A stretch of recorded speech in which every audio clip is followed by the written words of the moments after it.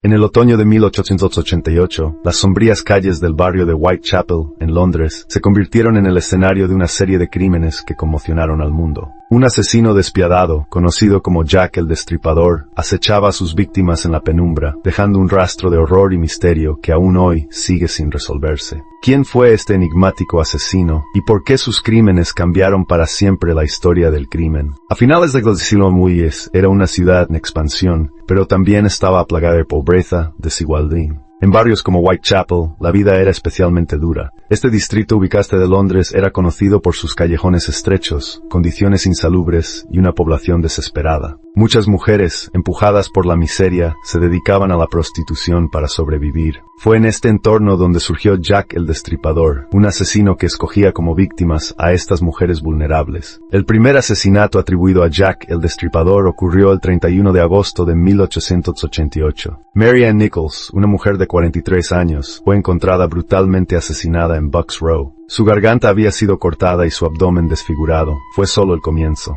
En las semanas siguientes, otras mujeres fueron asesinadas de manera similar: Annie Chapman, Elizabeth Stride, Catherine Eddowes y Mary Jane Kelly. Todas ellas sufrían mutilaciones extremas, lo que indicaba un conocimiento anatómico inquietante. El caso más impactante fue el de Mary Jane Kelly, encontrada en su habitación el 9 de noviembre. Su cuerpo estaba tan destrozado que incluso los detectives más experimentados quedaron horrorizados. Jack el Destripador parecía actuar con total impunidad, burlándose de las autoridades y dejando a Londres sumida en el pánico. A medida que los asesinatos continuaban, surgieron teorías y sospechas. La prensa jugó un papel importante en alimentar el terror, apodando al asesino como Jack el Destripador tras recibir cartas que presuntamente habían sido enviadas por el propio criminal. Una de las más famosas fue la carta desde el infierno, acompañada por un trozo de riñón humano. Sin embargo, nunca se pudo confirmar si estas cartas realmente provenían del asesino. Las teorías sobre su identidad eran tan diversas como aterradoras. Algunos creían que era un médico, debido a la precisión de las mutilaciones. Otros pensaban que era un carnicero o alguien con acceso a herramientas quirúrgicas. Incluso se mencionaron nombres de figuras influyentes, como el príncipe Alberto Víctor, nieto de la reina Victoria. Pero a pesar de las numerosas investigaciones, nunca se encontró evidencia concluyente. Los crímenes de Jack el Destripador marcaron un antes y un después en la historia del crimen. Por primera vez, la prensa desempeñó un papel fundamental en la cobertura de un caso, transformando al asesino en una figura legendaria. Además, el caso puso de manifiesto las deficiencias en los métodos policiales de la época,